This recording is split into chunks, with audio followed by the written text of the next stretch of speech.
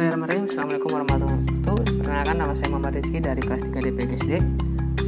Insyaallah di sini saya akan menceritakan tentang bidang miring.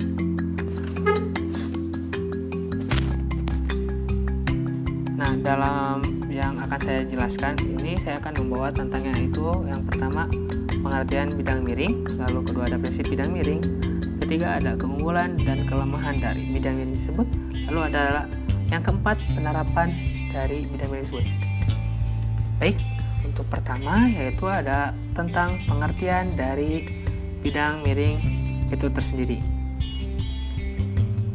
Ya, akan saya jelaskan secara singkat. Bidang miring merupakan suatu alat atau bidang dengan permukaan miring. Salah satu jenis bidang miring adalah tangga. Tangga merupakan pesawat sederhana jenis bidang miring yang digunakan untuk mempermudah mencapai tempat yang lebih tinggi. Dengan menggunakan bidang miring kita dapat memperkecil gaya yang diperlukan.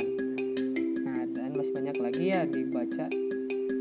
Nah, untuk selanjutnya yang kedua yaitu saya akan membahas tentang prinsip dari bidang miring.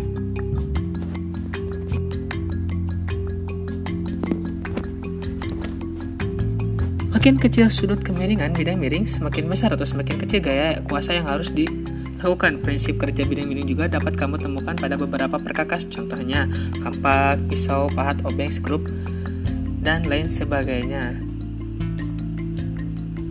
Nah, lalu yang ketiga yaitu saya akan membahas tentang keuntungan dan kelemahan dari bidang miring tersebut. Yang pertama, saya akan membahas tentang keuntungan bidang miring. Dengan menggunakan bidang miring, ada beberapa kemudahan, diantaranya beban yang dipindahkan menjadi lebih mudah. Jalan yang berkelok-kelok di pegunungan merupakan konsep dari bidang miring juga. Dengan jalan yang dapat berkelok-kelok, maka kita dapat lebih mudah untuk mencapai jalan tersebut. Nah, lalu ada kerugian dari bidang miring. Bidang miring merupakan memiliki beberapa kerugian seperti misalnya jalan yang berbukitan yang berkelok-kelok ini akan menyebabkan jarak yang cukup jauh gitu ya dari tempat asal ke tempat tujuan.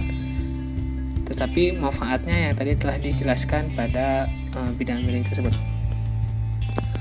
Lalu ada prinsip ya, bidang miring adalah alat yang dapat mempermudah kerja. Bidang miring bisa digunakan untuk memindahkan barang dari truk misalkannya ke bawah, yaitu menggunakan bidang miring.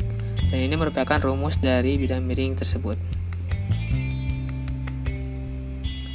Nah, untuk selanjutnya yaitu adalah keempat penerapan dari bidang miring tersebut. Baik, itu penerapannya yaitu prinsip bidang miring ternyata banyak diterapkan oleh kegiatan sehari-hari.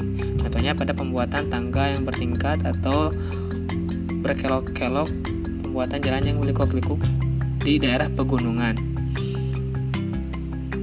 Selain itu, prinsip bidang miring juga banyak ditempatkan pada hal-hal yang memudahkan untuk kehidupan manusia.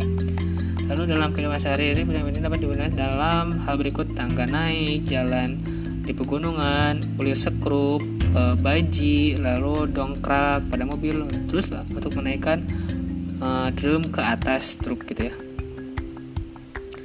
Lalu ada macam-macam bidang miring. Yang pertama ada papan.